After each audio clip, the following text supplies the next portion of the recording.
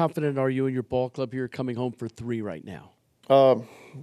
Really got a lot of confidence on our guys, especially after what we went through the past couple of months, what we went through the whole year, go back to the first week of the season. So just to be able to be back here playing in front of our fan base, it's going to be electric, it's going to be loud.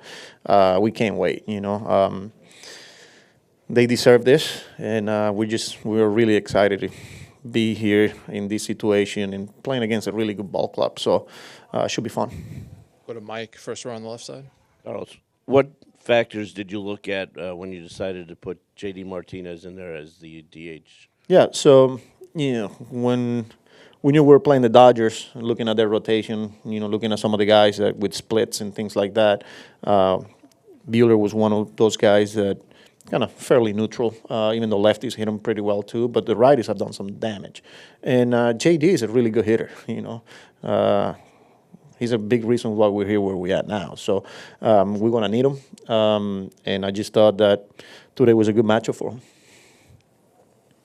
Go to Zach on the right side here.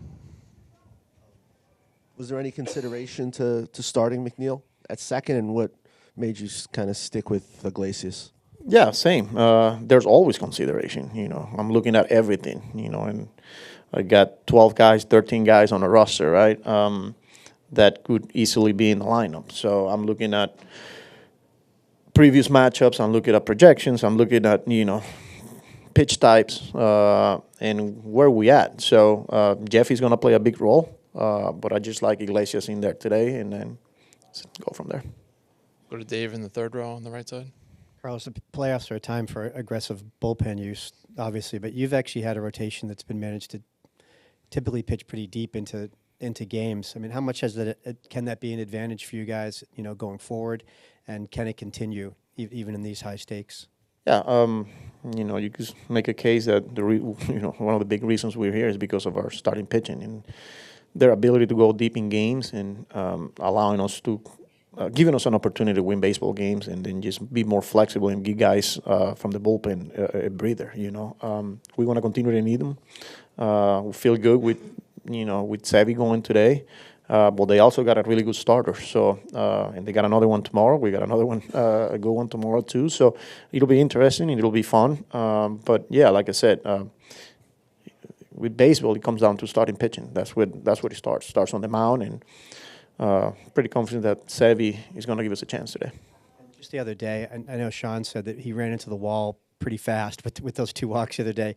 Like, how much alert? When do you start being on alert for like a starting pitcher? It has to be very more in tune in that. There's not much wiggle room. Yeah, and also we need to understand that where we at in the season and where they at physically. They're in territory right now where nobody expected it. They took the baseball the whole year. Sean, Savvy, Q, and those are some of the things that we will consider. When we're watching them. It's middle of October. And yeah, Sean hit the wall right away. He was looking pretty good, and then 2 walks right away, and the way he was missing. So we'll talk about those in the dugout, and we'll make the decisions. But they're a big part of what we're doing here. Let's go to Andy, front row on the far left. Did the cold temperatures have to give you any extra consideration about Nimmo being able to play left? Maybe. No, not really. No. Look, he's going to feel it. He's going to play through it. He's doing everything he can in the training room, in the weight room, to put himself in a position where he's a player for us. And that's why I'm comfortable with him in the lineup. And the one thing with these guys, they're going to be honest with me. And if there's any type of hesitation, I was like, hey, man, they're going to let me know. So that wasn't the case. And that's why he's in the lineup today playing left field. Let's go to Tim on the right side. Following up on Walker Buehler and his being fairly neutral platoon-wise, in about a half season worth of starts, lefties have, I think, an 890 OPS, righties about 60 points less. I know that's not a super sophisticated way to look at it, especially in that sample size. What do you guys look at when deciding platoon stuff along those lines? We look at a lot of things, We're not looking just at OPS. We're looking at pitch movement, pitch uses, swing path from our guys, how they're attacking some of the righties, how they're attacking some of the lefties. So there's a lot that we look into it. And I feel like today was a good matchup for JD. And following up on Andy's NIMO weather question, more generally, how does the climate, how does the lower temps factor into the games? I mean,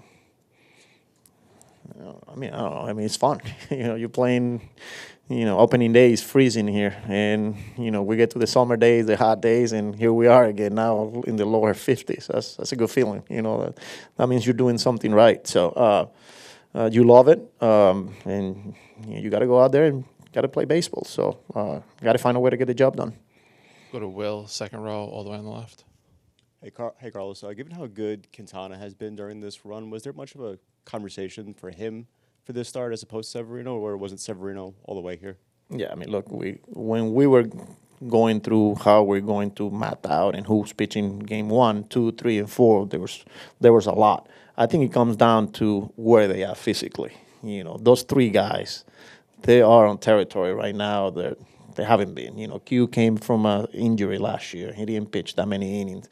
Quintana, Sevi. So I think just giving them those extra days of rest was the key for us. So, yeah, that's how we decided to go with Sevi today. Go to Mike in the third row on the left. Carlos, just one more on Nimmo. I assume I want to ask if did the off day help him? I mean, is this the kind of thing where the rest helps and treatment can help? And the 3 games in a row, I mean, is there any particular concern on him being able to play 3 in a row at this stage? Yeah, the off day definitely helps a little bit.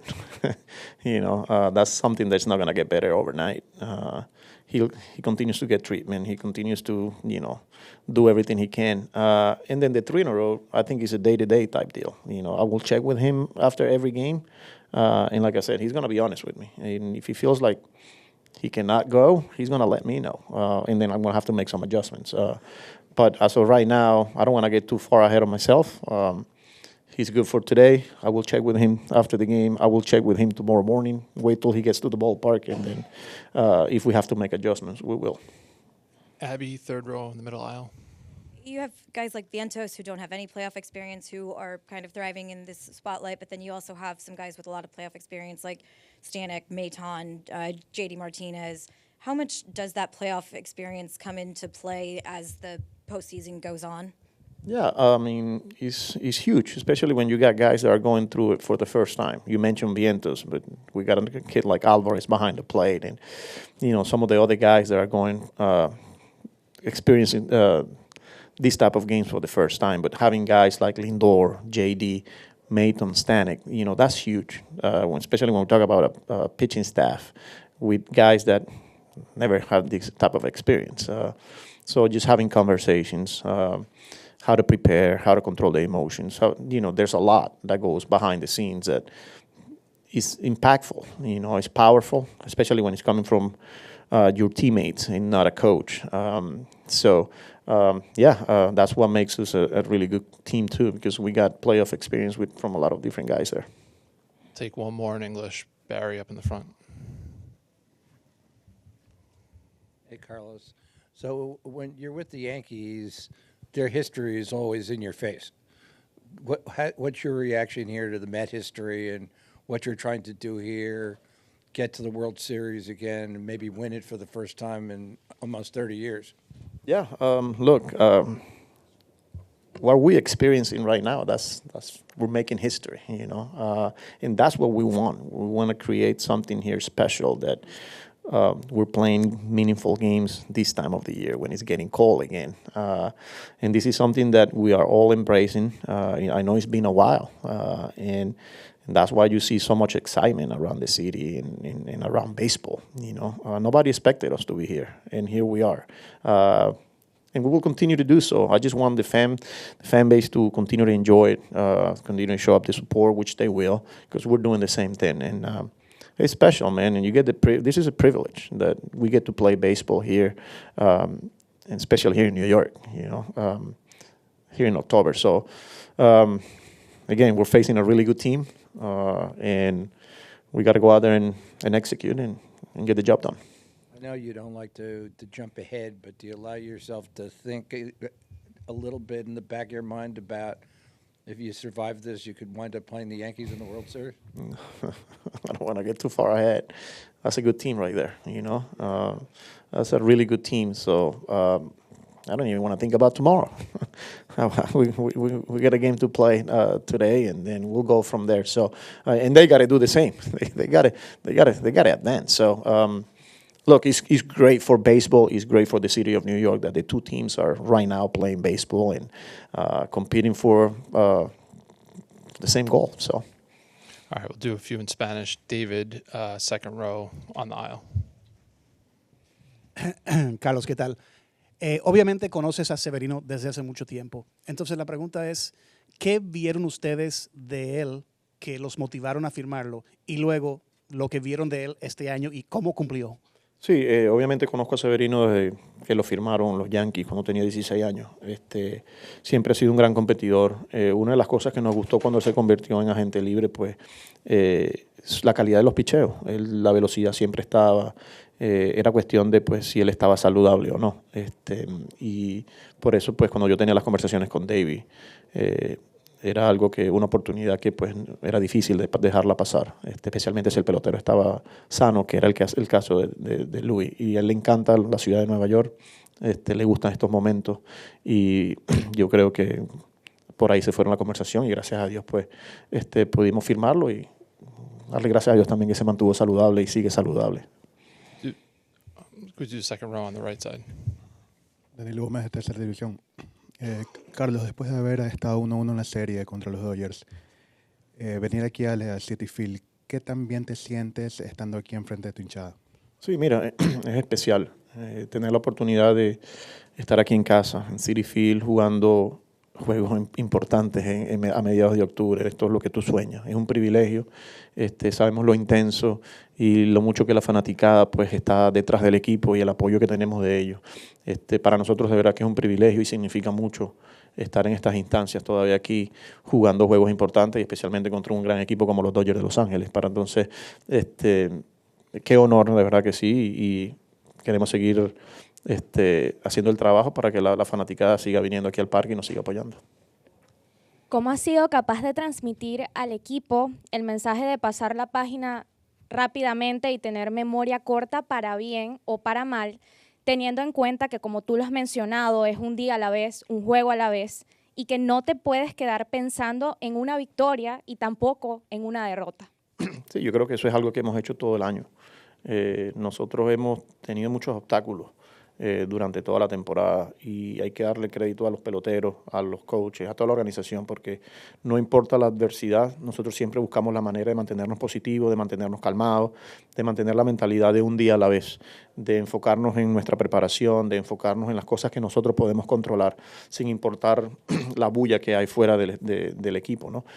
No es nada fácil hacerlo, pero lo hemos demostrado durante todo el año y es algo que, pues, una de las cualidades que nosotros tenemos como equipo. Tenemos grandes peloteros, tenemos grandes seres humanos y tenemos esa habilidad, pues, de tener esa memoria corta, entendiendo, pues, de que siempre va a existir esa oportunidad y es lo que hemos seguido demostrando. Sabemos que no es nada fácil ese equipo de los Dodgers y va a seguir siendo una serie bastante reñida y nosotros vamos a seguir haciendo lo que nosotros sabemos hacer, que es prepararnos, competir y dejarlo todo en manos de Dios. We'll take two last quick ones right in the front. Carlos, hablabas de quizá la falta de experiencia que tiene Francisco en estas instancias, pero lo que se ha visto hasta ahora de él ha mostrado mucho crecimiento. ¿Puedes hablar de la progresión que ha hecho Francisco Álvarez esta temporada y cómo has visto su crecimiento? Sí, era que orgulloso de él. Es increíble el trabajo que él ha hecho detrás del plato. Es una posición bastante difícil en esta época de béisbol donde hay tanta información y donde tú como receptor tienes que prepararte no solamente con tus lanzadores y cómo vas a atacar al equipo contrario, sino también cómo ellos te van a atacar a ti como bateador. Y es algo que pues Albi ha hecho increíble. Su liderazgo, sus habilidades de conducir a un cuerpo de lanzadores, su habilidad de reconocer la situación del juego y hacer ajustes, no solamente con lo que te está diciendo la información, sino lo que le dicen sus ojos, ha sido impresionante. Para esa edad que él tiene, primera vez que está jugando en esta época, en octubre, y de verdad que un honor para mí poder tener la oportunidad de escribir su nombre en el line-up día a día, y mira qué futuro tiene, de verdad que orgulloso por Francisco. Last one. Carlos, cuando conversábamos en Sprint Training hablabas y también lo comentaste antes de llegar acá con la serie dividida antes los Phillies, la oportunidad que tenían de hacer algo bonito, ¿no? De hacer historia, y ahora se presenta nuevamente para ti. Hablabas de Francisco Álvarez en su primera postemporada, también es la primera tuya como manager y podría ser el segundo manager venezolano en llegar a la Serie Mundial. ¿Cómo te sientes? ¿Cómo lo visualizas? ¿Cómo lo manejas este momento que pudiese ser histórico no solamente para la franquicia, sino también para ti como manager? Sí, mira, de verdad que es un honor, de verdad es un privilegio y es algo que asumo con mucha humildad el día a día, pues es un lujo, de verdad que sí, tener la oportunidad de venir aquí en estas instancias y como tú lo dices, pues como venezolano, como latino, ponerme el uniforme de Grandes Ligas por una organización como la de los Mets de Nueva York es un privilegio, pero es algo que no quiero pensar en el más allá, siempre me sigo enfocando en el día a día. No es una serie nada fácil, tenemos algún equipo bastante bueno y cualquier cosa puede pasar. De llegar a pasar y llegar a una serie mundial, pues qué honor sería, especialmente seguir los pasos de un hombre como Osvaldo Guillén, quien tuvo la capacidad de no solamente llegar, sino ganarla también. Un mismo Alex Cora, otro latino que llegó en su primer año y ganó la serie mundial. Y de que mi nombre pueda estar, de verdad que es un honor, dándole las gracias a Dios, pero quiero seguir enfocado en el día a día y no quiero adelantarme. Y rápidamente hablabas de Francisco Álvarez y cómo usa la información, toda la información que tiene y también lo que ve. Tú como manager también hablabas de la información que tienen a la hora de tomar decisiones y qué tanto balanceas eso con lo que ves de qué va sucediendo en el terreno. Sí, eso es parte del juego hoy en día. Todos tenemos información, todos los equipos usan mucha información, pero al final del día pues es un juego que son seres humanos que están ahí en el terreno de juego y eso es donde tú tienes que usar tus ojos, donde tú tienes que tener la experiencia y a veces usar tus instintos también. No es solamente la información, sino lo que el juego te va diciendo, que tú tienes que tener la capacidad de hacer ajustes. Pues, uso mis coaches, le hago muchas preguntas a ellos y al final del día pues yo soy el que tengo que tomar la decisión. A veces van a salir bien, a veces no van a salir bien, pero eso es parte de lo que hace este juego un juego tan bonito. Jose, Carlos was just saying a number of times, and I know it's not a secret, that you, Luis, and Sean have, went pretty hard during the regular season, a lot of length, a lot of innings pitched, and was wondering, he has to be mindful of that when you guys are pitching now. How do you guys feel, with so many innings this year after not really doing that quite a bit? I feel great. I think we've been doing a really good job. All regular season we made a couple adjustments, and this is the perfect time when you want to play baseball. It's wherever you did all season, if you throw too many innings or not. I think it's right now you feel like the most energy you can be. As soon as you go every single game to the ballpark, you see your crowd. That's amazing. So I don't feel my innings right now in my arms. I'm just so excited for every single game and just want to win. Benaya said something interesting after his start was that he felt like he hit the wall fast when he hit those 2 walks to start that inning. Do you have to be kind of mindful of that?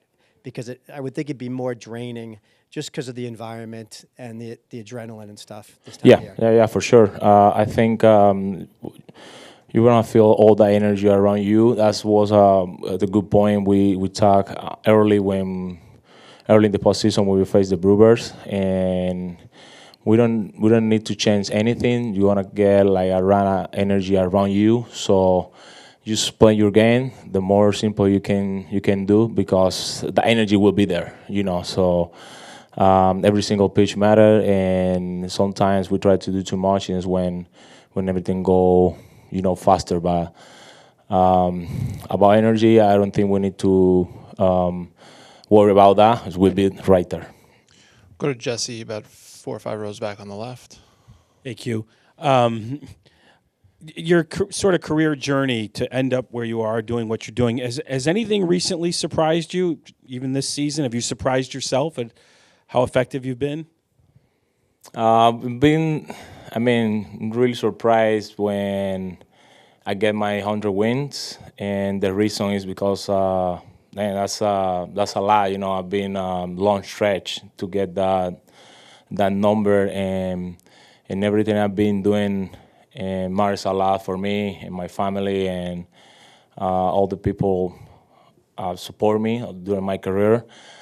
But everything all the time, I'm really glad to give me this opportunity to come back the postseason. So surprise, yeah. Sometimes you feel like, man, I did this and stay humble, but at the same time, I want more.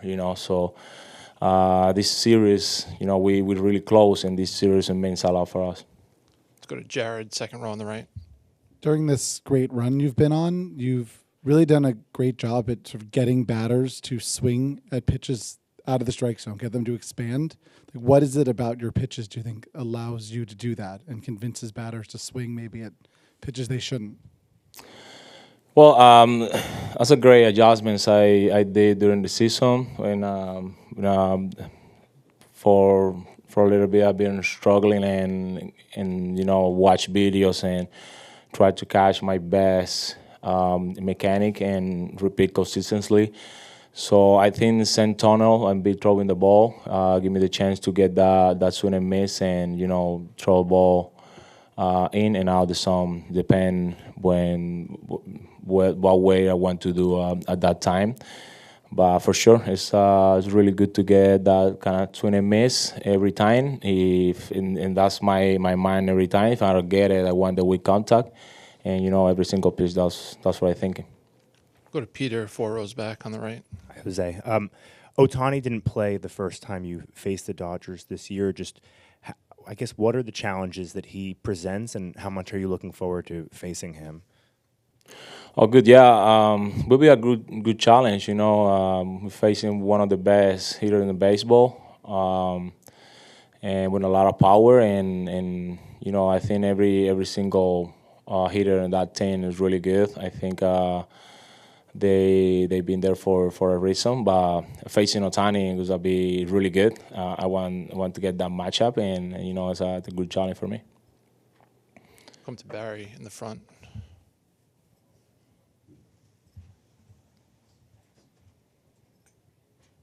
Hey, Jose, how are you? Good. How are you? So can you tell me about this, if you can remember it, it's so back so far, but this May 29th team meeting you guys had when you were at your kind of lowest point. I think you were 22 and 33, and then you went off and played 600 ball for the rest of the season. What was that like, and why did the season turn around after that meeting? Great. Yeah, I remember that meeting like yesterday, and it was really good. At that point, we sucked. I think we did really bad, and we talk naked, and we say everything we think to say to get better. And I remember we say a lot. We need to prove it. We need to prove it. We need to go out there and do better. And get your face in front of the mirror and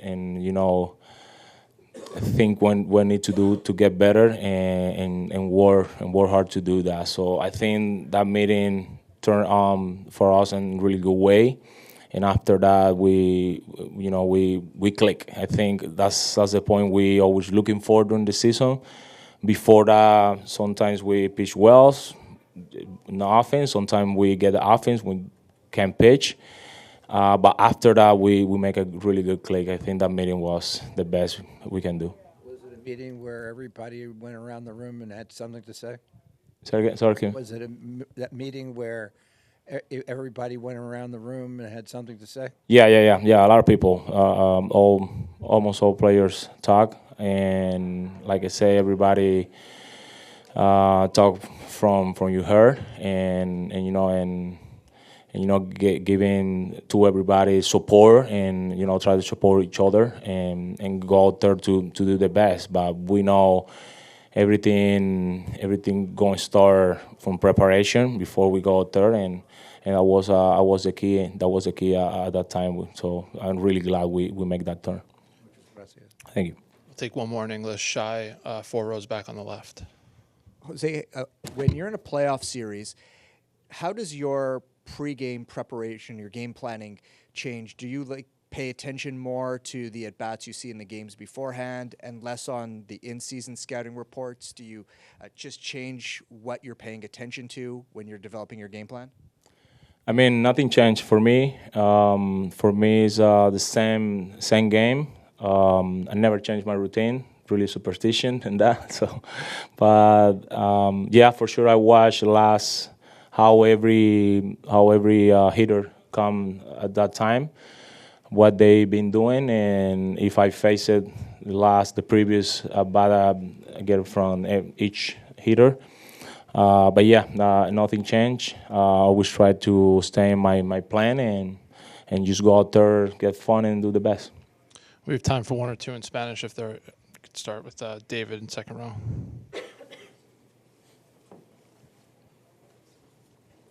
José, ¿qué tal?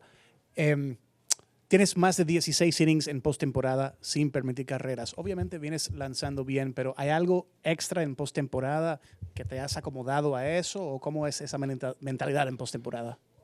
Sí, pienso que es una energía diferente. Pienso que lo que se vive en postemporada es algo por lo que se sueña durante todo el año. Creo que desde off-season, cuando estás preparándote, el sprint training, siempre piensas con tener esta oportunidad en octubre. Y la energía que se vive es otra. De verdad que me siento muy bien con haber llegado a tener esa cantidad de innings, pero te soy honesto, quiero más, quiero seguir haciendo las cosas bien y espero tener la oportunidad de seguir tirando innings en blanco y dar la oportunidad al equipo de ganar. We'll do up here in the right, in front row. ¿Cómo has logrado manejar la presión ante este importante momento del que estás viviendo? Porque por supuesto no es fácil salir allí. ¿Cómo manejas esa presión y cómo te mantienes también un día a la vez, juego a la vez? La manera que me enfoco en es llevando un momento a la vez, un inning a la vez, en distancia lo más corta posible. En postemporada yo pienso que esa debe ser la mentalidad porque todo cambia en cualquier momento y pues a veces tú no sabes cuál es el plan que tenga el equipo. Pero desde que salgo del terreno pienso en enfocarme en un bateador a la vez, un lanzamiento a la vez, hacerlo lo más corto y preciso posible y eso me da el chance de después mirar el scoreboard y ver dónde estoy y pues seguir luchando. Pero ese ha sido mi enfoque. La verdad tengo memoria bastante corta y creo que eso me ha ayudado a dejar lo que haya hecho atrás y seguir persiguiendo triunfo. We'll take one last one in the front on the left. José, por acá. Y ayer Severino decía que él se iba a fijar en lo que hizo Yu Darvish contra esta ofensiva de los Dodgers. ¿Te vas a fijar tú en lo que hizo Sean Manaea? ¿Qué puedes tomar de cómo trabajaron ese día y qué va a ser diferente para ti en esa preparación para enfrentar a los Dodgers? Sí, yo creo que los videos te ayudan mucho a tener una idea de dónde están los bateadores, los pitchers que son más comparables conmigo. Y pues sí, trato de ver qué le funciona a Sean, lo hablamos de hecho. Y también los zurdos de la división, las veces que Suárez de Filadelfia, que somos parecidos, o otros zurdos que se enfrentan a los Dodgers, cómo le han pichado, junto con los enfrentamientos que he tenido con ellos cada uno a la vez. Entonces trato de tener una mejor idea, tanto con la parte analítica como con la parte visual, y eso me da pues una mejor oportunidad de hacer mi plan.